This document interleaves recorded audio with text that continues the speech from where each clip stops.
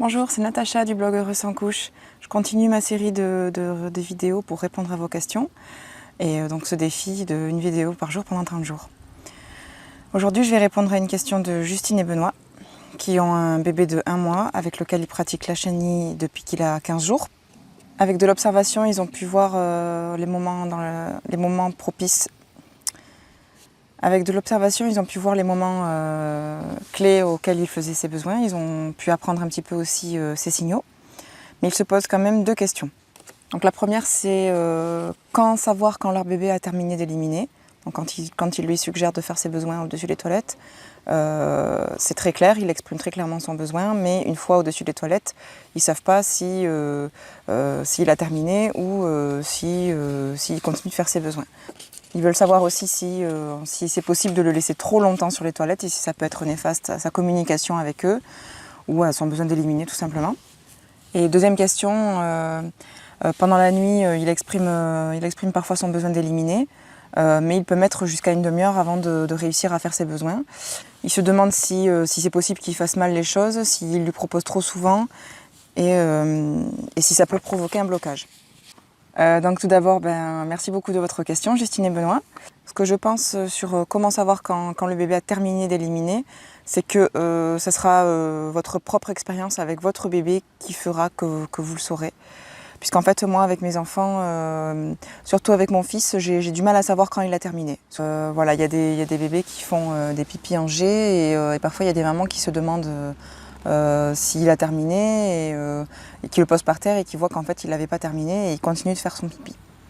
Donc moi pour mon fils ça n'arrive pas, il fait des pipis en jet mais qui sont très rapprochés donc je le sais de suite quand il a terminé.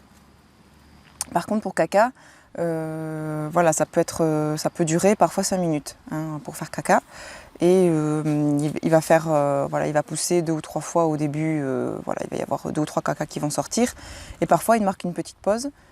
Il n'exprime pas spécialement le besoin de sortir des bras ou de descendre, mais parfois il exprime un besoin de toucher autre chose. Et je me dis que, voilà, par exemple, de toucher la chasse ou d'attraper le rouleau de papier toilette.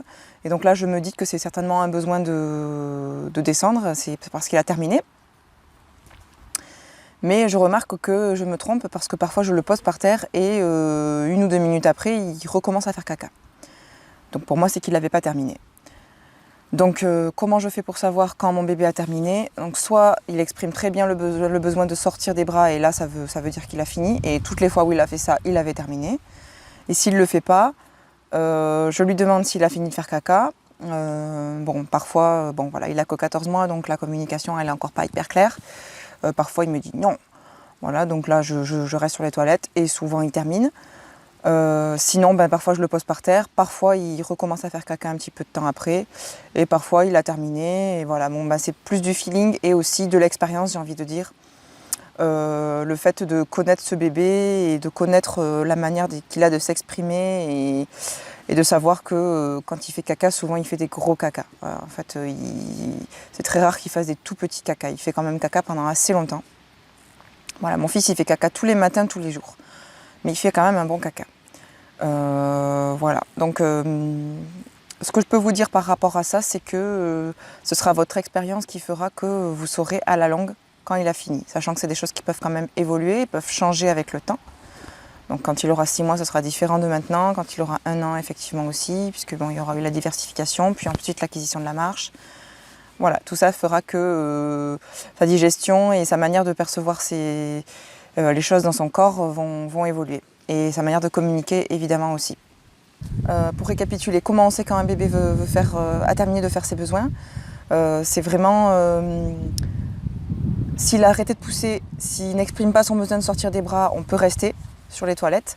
Donc vous pouvez peut-être essayer de changer de position ou de légèrement modifier votre position. Donc si le bébé commence à être lourd, soit vous vous mettez accroupi devant les toilettes et vous posez ses fesses sur le rebord des toilettes. Donc là, du coup, il peut continuer à faire ses besoins en toute sécurité et en même temps, vous serez peut-être un peu plus à l'aise. Soit, si vous avez l'intuition qu'il a terminé, vous lui remettez sa couche s'il a une couche, ou voilà, vous le posez, ou vous le remettez dans l'écharpe, ou l'endroit où vous voulez qu'il soit. où lui il a besoin d'être aussi. Et s'il continue de faire ses besoins, bon, c'est que là peut-être que vous pouvez noter un signal du fait qu'il n'est pas terminé de faire ses besoins. Donc il sera peut-être le fait que dès que vous le posiez par terre, il ne bouge pas. Donc ça, ce sera peut-être quelque chose que vous pourrez noter un peu plus tard, quand il bougera un petit peu plus, vers 2 mois peut-être. Ça peut être aussi un bébé qui va continuer d'agiter ses jambes, qui va encore avoir des gaz. Voilà, donc ça c'est très très clair, ça veut dire qu'il a encore besoin de faire caca. Voilà, mais ça peut être des choses qu'il fera que quand vous l'aurez posé. Voilà, s'il est tout tranquille et qu'il s'endort dans l'écharpe ou qu'il est en train de recommencer à jouer sur son tapis, pour moi c'est que tout va bien. Mon fils en général, quand je le pose et qu'il a encore envie de faire caca, je le sais tout de suite. Bon, je le sais parce qu'en général il est en train de pousser et qu'il recommence à faire caca, mais surtout je le pose en fait à côté des toilettes. Juste à côté de moi, je nettoie les toilettes à ce moment-là, parce que parfois il y en a un peu partout, il fait pipi en même temps, et comme c'est un petit garçon, il en met un peu partout. Donc je nettoie les toilettes, et là je vois qu'il reste assis, et il me regarde. Et en général, quand il fait ça, c'est qu'il n'a pas fini de faire caca. Et s'il a fini de faire caca, s'il a fini de faire caca, il va venir jouer à côté de moi, ou il va aller au salon, ou il va aller trifouiller quelque chose, et il part tout de suite à 4 pattes. Donc pour un bébé de 15 jours, comment on fait? Voilà, on essaie de repérer les signaux qui font qu'il a encore envie de faire ses besoins. Donc il y a des signaux qui disent que le bébé a envie de faire ses besoins juste avant, mais quand il n'a pas fini, il fait peut-être les mêmes signaux, peut-être d'autres. Mais en tout cas, il va peut-être exprimer, au tout début, il va exprimer doucement son mécontentement, plus ou moins fort en tout cas, plus ou moins clairement. Et si vous répondez à cette demande en le remettant sur le pot ou sur les toilettes, oui, il va faire exactement comme avec des signaux de pré-élimination, il va les renforcer, puisque vous y avez répondu. Et au fur et à mesure, vous comprendrez quand il a fini, puisque vous saurez exactement la manière dont il se comporte. Vous saurez qu'il fait des cacas qui sont assez longs, qui sont gros et conséquents, et que ça dure longtemps aux toilettes, ou au contraire, il pousse une fois, il y a tout qui sort et c'est fini. Voilà. Donc ça, effectivement, sur un bébé de 1 mois, c'est un petit peu difficile de le voir parce que là, Justine, tu viens d'accoucher, il y a beaucoup de choses à voir, tu dois apprendre à connaître ton bébé, peut-être que tu mets en place l'allaitement aussi encore, voilà, tu dois te remettre de ton accouchement, il y a beaucoup de choses à voir et donc forcément, si tu ne comprends pas tout de suite quand il a fini ou pas, c'est pas bien grave. Voilà, donc votre question aussi, elle portait aussi sur le fait de savoir si on peut laisser le bébé trop longtemps sur les toilettes. Voilà, alors là on pourrait dire beaucoup de choses. Il peut y avoir par exemple le fait que vous pensiez qu'il a envie de faire pipi.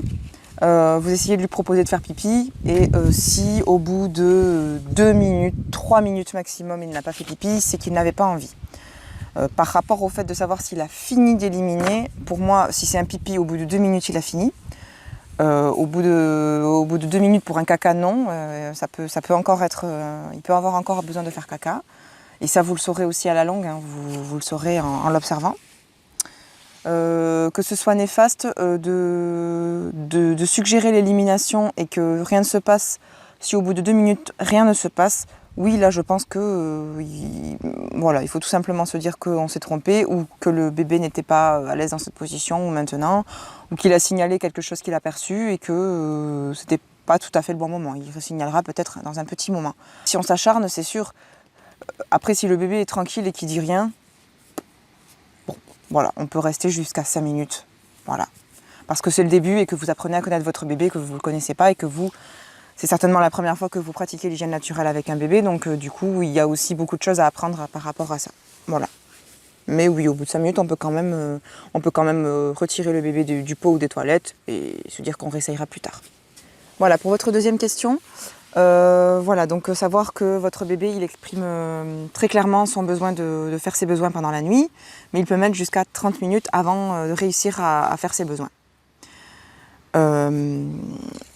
Vous vous demandez si vous pouviez mal faire et si ça pouvait provoquer un blocage. Plusieurs choses pour ça. Quand le bébé se réveille la nuit pour exprimer son besoin d'éliminer, c'est très bien, puisque ça veut dire que même si vous lui mettez des couches, ce qui a priori n'est pas le cas, mais si vous lui mettez des couches, ça veut dire qu'il sera mal à l'aise à faire ses besoins dans la couche et que du coup, même le fait de mettre une couche et de la collé contre les parties génitales fait qu'il n'est pas coupé de ses sensations d'élimination. Donc s'il exprime très clairement son besoin, c'est très bien. Tant que vous le vivez bien comme ça et que vous n'êtes pas fatigué, c'est bien. S'il met longtemps à pouvoir faire ses besoins, ça peut vouloir dire que y a des bébés qui ont besoin de téter pour pouvoir faire leurs besoins. Donc que ce soit pipi ou caca. Hein. Donc si tu l'allaites, Justine, je t'invite à l'allaiter à ce moment-là si tu ne l'as pas déjà fait. Et à placer une bassine sous ses fesses. Et à ce moment-là, peut-être qu'il fera ses besoins. Si tu l'as déjà fait, si tu as déjà essayé ça et que tu as trouvé que ça ne marchait pas, alors c'est que forcément, je pense en tout cas qu'il exprime ce besoin, mais que soit il s'est trompé, soit il a retenu à un moment donné parce que vous l'avez levé du lit et que ça ne lui convenait pas. Voilà, il y a peut-être un signe d'inconfort à percevoir là. Donc soit il veut rester dans le lit, il n'est pas content. Soit la position ou le lieu ne lui convient pas, où il y a de la lumière et ça le dérange. Ça peut être beaucoup de choses pour la nuit, ça peut être beaucoup de choses. Il y a des bébés qui ont besoin de rester allongés à côté de leur maman ou de leur papa dans la nuit, mais qui ont besoin aussi de téter et d'éliminer. Ils vont quand même exprimer leurs besoins, mais ils n'ont pas du tout envie qu'on les sorte du lit. Ils ont envie de rester dans le lit bien chaud, et c'est là qu'ils ont envie d'être. Donc si tu n'en as pas, Justine, je t'invite à te procurer une petite bassine qui soit plutôt large et plate, comme un bassin de convalescence, hein, appelé aussi un bassin de lit, donc qui sert aux personnes qui sont en convalescence à faire leurs besoins et quand elles doivent rester alitées. Et du coup, tu pourras la placer sous ses fesses pendant qu'il tète. Et si tu lui donnes le biberon, et si tu penses qu'il n'a pas spécialement faim, tu peux éventuellement lui donner un petit peu d'eau.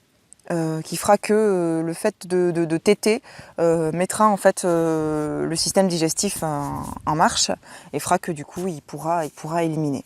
Parce qu'en fait quand on se met à boire, quand on déglutit, donc on aspire avec la bouche quand on est un bébé, on tète et donc en tétant on aspire et on avale et en même temps on met tout l'appareil digestif en mouvement. Donc c'est ce qu'on appelle le réflexe gastrocolique. Donc du coup, l'œsophage bouge, l'estomac bouge, il y a tous les aliments ou ce qu'on a ingéré à l'intérieur qui commencent à être digérés. Et donc on sécrète du suc gastrique. Ce faisant, on met en marche et en route tous les intestins et donc aussi la vessie aussi parfois peut être vidée de cette manière-là. Mes enfants ont besoin d'avoir tété quelque chose pour pouvoir faire leurs besoins, même de pipi le matin. S'ils n'ont pas tété, ils n'y arrivent pas. Et donc en fait, du coup, ça permet de faire de la place, comme on dit. Hein. Du coup, vu que les intestins, ils sont mobiles, tous les organes à l'intérieur du corps sont mobiles. Et donc du coup, ils bougent, et ce faisant, les selles qui sont à l'intérieur, elles vont bouger, elles vont aller jusqu'au rectum, et on va faire caca. Mais il faut cette succion pour ça, en fait. Voilà, pour beaucoup de bébés, il faut cette succion. Donc ce que vous pouvez essayer de faire, c'est ça, si vous ne l'avez pas déjà fait. Sinon, essayez peut-être tout simplement de garder une bassine dans le lit, de ne pas le déplacer du lit, ou alors si vous le déplacez du lit, de ne pas aller aux toilettes, d'aller vers l'évier, de ne pas allumer la lumière. Essayez de faire plein de choses qui pourraient changer. Et si jamais tout cela ne fonctionne pas, voilà. Si à un moment donné vous trouvez que ça va trop loin et que vous n'avez pas du tout envie d'essayer tout ça, vous laissez tomber ça. S'il manifeste toujours son inconfort, de toute façon vous pouvez toujours essayer. Hein, ça veut dire que lui vraiment il veut que vous répondiez à cette demande. Et il n'y a pas de blocage qui puisse arriver. Ça veut dire que vraiment lui il a besoin que vous répondiez à cette demande. Mais que vous n'avez pas réussi à communiquer sur la manière dont ça pouvait se passer de manière optimale. Voilà. Donc s'il ne réussit pas à faire ses besoins, c'est qu'il est inconfortable quelque part. Et donc là, il reste à trouver où. Voilà. Si au final il fait ses besoins, ça veut dire qu'il en avait vraiment besoin. Voilà, j'espère avoir répondu à votre question, Justine et Benoît. Je vous invite à laisser votre commentaire sous la vidéo. Vous qui écoutez cette vidéo et Justine et Benoît, si jamais vous avez autre chose à me dire à ce sujet. Voilà, je vous invite aussi à la partager et à vous abonner en cliquant sur le petit bouton qui est là. Voilà, et je vous dis à demain pour une prochaine vidéo et n'hésitez pas à continuer à me poser toutes vos questions. Au revoir.